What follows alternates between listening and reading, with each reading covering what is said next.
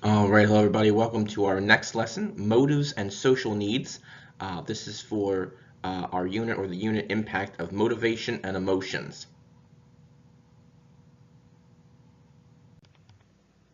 Our objectives and standards to describe elements of social needs and how they relate to motivation, and analyze theories involved in social needs and motivation. And take a moment here to read over the standards if you would, please.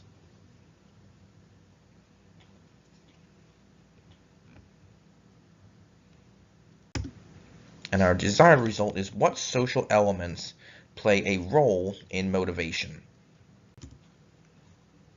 So motivating through interaction. Some psychologists, as we know, focus on unlearned biological motives that are supposed to motivate us, such as hunger, thirst, safety, things like that. While there are other psychologists who will focus on social motives or our interactions with our environment or other people and how they motivate us. Now, concerns about achievement motive involves a desire to set challenging goals, despite obstacles, setbacks, and frustrations. David McClellan, that gentleman right there, is a reason why achievement motivation became very researched. He wanted to find some quantitative way of measuring social motives. He wanted to find a way why people seek achievement and how do they look at achievement. So McClellan's main tool was the thematic appreciation test, or the TAT, T-A-T. It consisted of a series of pictures, I'm going to show you them on the next slide, that participants are told to make up a story about what is happening in each picture, and they're also known as projective tests. Now, there are no right or wrong answers, but responses are created from participants' own views, beliefs, and attitudes. So for example, he would show people these pictures. Obviously, on the one on the left-hand side looks like a woman scientist being observed, and then this one on the right-hand side might be a story about romance or love or something like that. And he would ask people to make up a story about what was going on in these pictures. McClellan developed a scoring system based on TAT results, so participants would receive a higher score on images if the main character was focused on standards of excellence, high levels of performance, such as maybe the scientist inventing something, or in the other picture we looked at with the romance, possibly with the pursuit of a long-term goal. Now, those who scored a high need for achievement on these tests frequently showed persistence on task or the ability to perform better on task. They typically set challenging or realistic goals. They would maybe compete with others for winning, and they were frequently attracted to challenging tasks or careers. Now, both groups of participants who scored high and low in these tests were compared later on in life.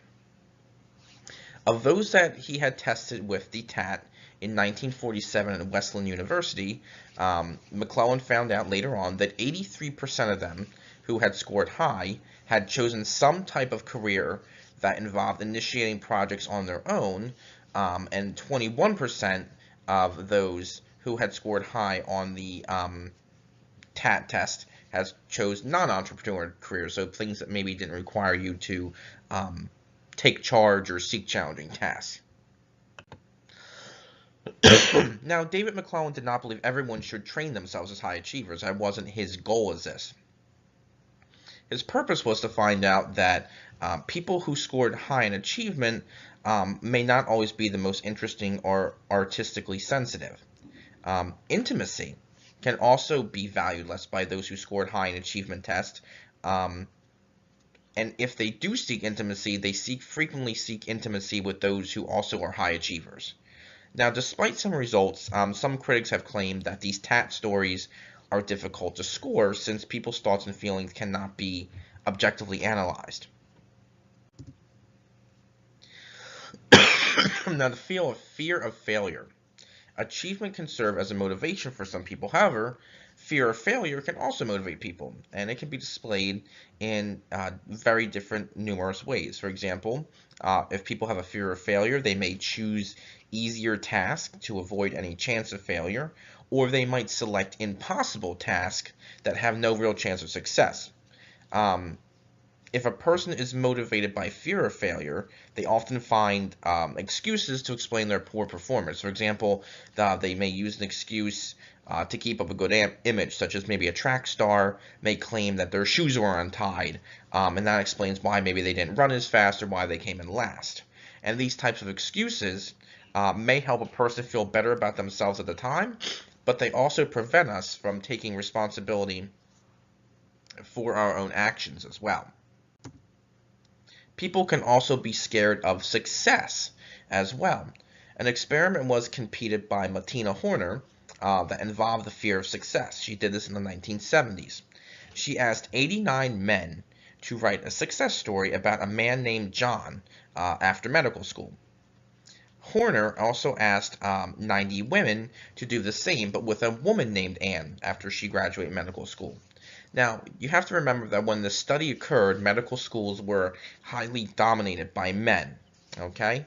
And what she found out is that 90% of men wrote a success story about a man named John graduating from med school, while only 65% of women wrote a success story about Anne, who graduated from med school.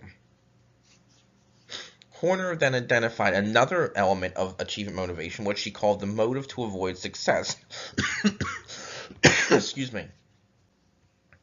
There are people, like the women in the study, who are or were raised to believe that success in some careers is unlikely or odd. So remember that during the 1970s, most of the medical field was dominated by men, so many women felt that there was not a chance of success for them in the medical field.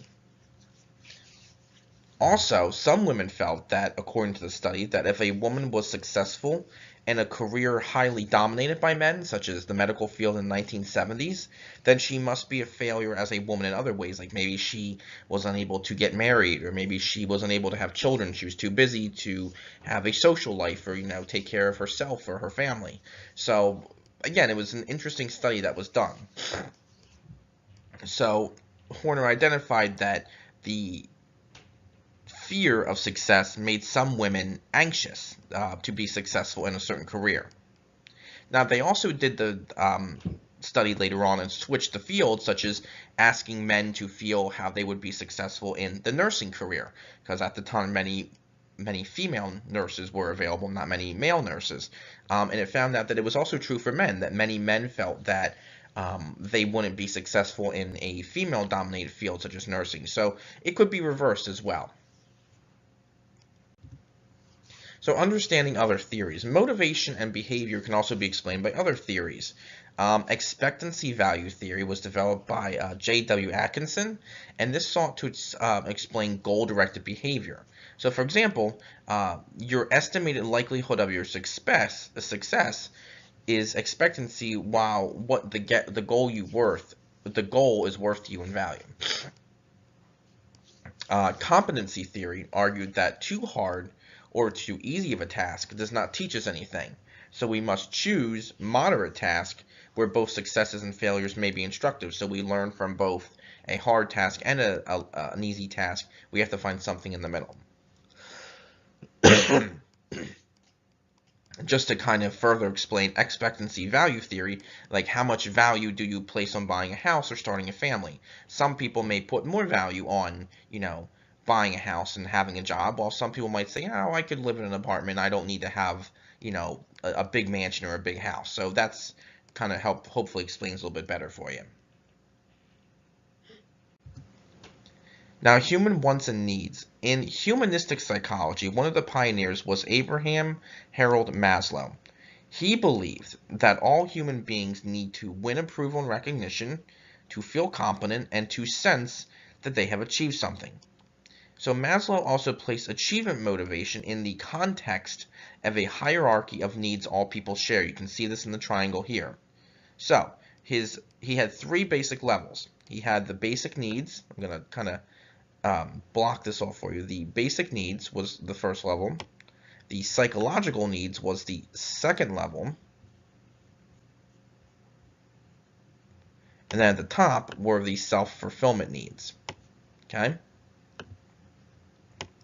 Once we satisfy the needs at the bottom of the triangle, we move up to the next level to satisfy those needs and continue to move up. Now, we can always move back down a level if we're on a higher level and our basic needs are not met. But this was his basic hierarchy of needs.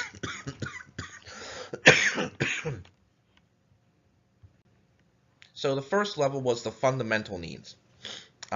Abraham Maslow started his hierarchy of needs with biological factors. These included things such as safety and security.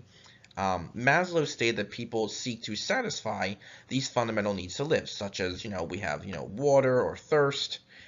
We also need food. We need something to sustain us, right?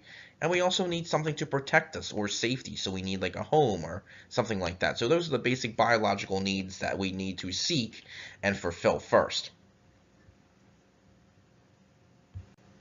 The second level is the psychological needs. It includes things like the need to belong, to give and receive love, and the need to acquire esteem and achievement. He argued that these needs, just like biological, can only be filled by an outside source, so by something else or by somebody else. If there is a lack of love or esteem, it can make a person feel anxious or tense, and if people cannot receive these things, or do not receive these things, they might be drawn into random activities that kind of go against society if these psychological needs are not met. Top of Maslow's hierarchy. At the top of Maslow's hierarchy needs are self-actualization needs. It can include things such as the pursuit of knowledge, beauty, or whatever else may be needed for self-actualization. For people to be creative, they must fulfill their fundamental and psychological needs. Satisfaction of those needs motivates us to seek self-actualization. Other views to Maslow. Some psychologists do not agree that needs of a level of the hierarchy of needs must be met before reaching the next. That's from Robert M. Liebert and Michael D. Spiegler, 1994. For example, the gentleman's picture you see here, Christopher Columbus, for example, Christopher Columbus may have achieved self-actualization, but he put his and others' safety at risk in trying to find a new trade route. Others argue that not all needs are required to be met by every individual. Okay, so our closure. What social elements play a role in motivation? Think about some of the things that were discussed in the lesson, and that'll help you answer the questions that follow. Please try your best on the questions that follow and let me know of any questions or concerns. And I hope you have a great rest of your day or night, and I hope to talk to you all again soon. Take care, everybody. Bye-bye.